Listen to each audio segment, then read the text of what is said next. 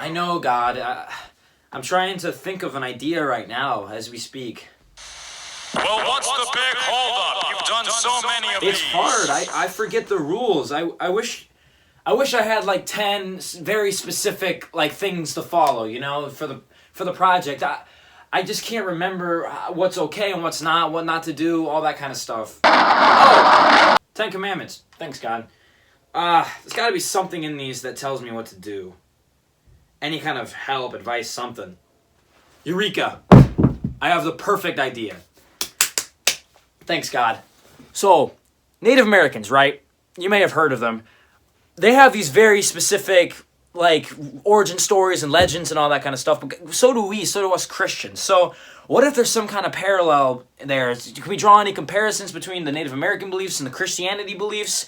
I sure hope so, because that's the entirety of this video.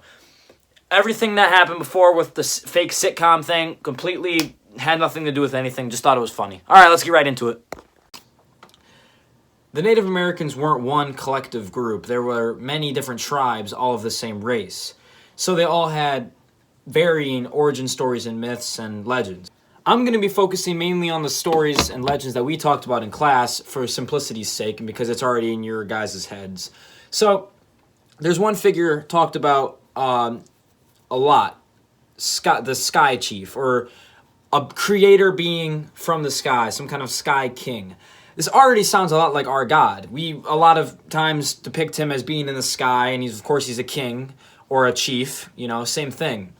This is a depiction of the Sky Chief. He looks very godlike. So right off the bat, we already have a parallel where there is a being from above that is the ruler of a lesser group of people. Okay. And like our God, the Sky Chief is kind of like humanity, but not quite. He's more powerful. He's divine. Humanity is not. There's also a parallel between a place being in the sky where there's divine people existing and then there being an earth down below. There's like heaven and earth. Also, in our origin story, earth at first is a ball of water, nothing else, no land. Which is the same in the Iroquois origin story. There are 7 Native American and some in Canada, if you know, technically it's in the Americas, whatever, depicting flood myths. A lot of religions have flood stories. It's kind of weird. Scientists say there was no giant flood, but, I mean, almost every single religion across the world has a flood story, even the Greeks. Perhaps the most compelling is the simple fact that the Native Americans believed in a divine, good creator, just like us. That wasn't scripted, but who cares? Okay, so they believed in a divine, good creator just like us, which is ours being God, theirs being Sky Chief, creator, anything you want to call it. Doesn't matter, same difference. They believed that nature was important, that we were supposed to be stewards of the earth, just like us. Even if we don't do that, we're supposed to believe it. They believe that all animals are different, and that the animals are different than humans, just like us. We have a soul, they do not.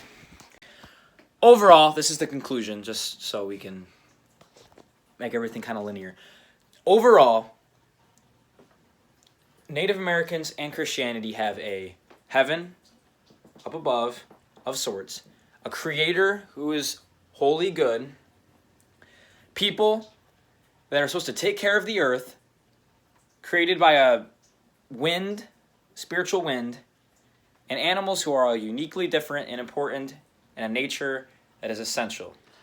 Overall, personally, I think this shows that there is a God, and that even if the Native Americans don't believe in God and Jesus and Mary and Adam and Eve, and I think there was a guy named Lot, even if they don't believe in all that kind of stuff, they still believe in the same stuff as us in a way. They believe you need to be good. They believe that you should act like Jesus, even if they don't have the word Jesus in their vocabulary, you know? And I think that is what God is talking about when he says that even if you don't know about God from the Bible, if you didn't learn from it from birth, you can still know God. God can be knowable no matter where you are from. You can always see God in nature. And isn't that just beautiful? Isn't it remarkable?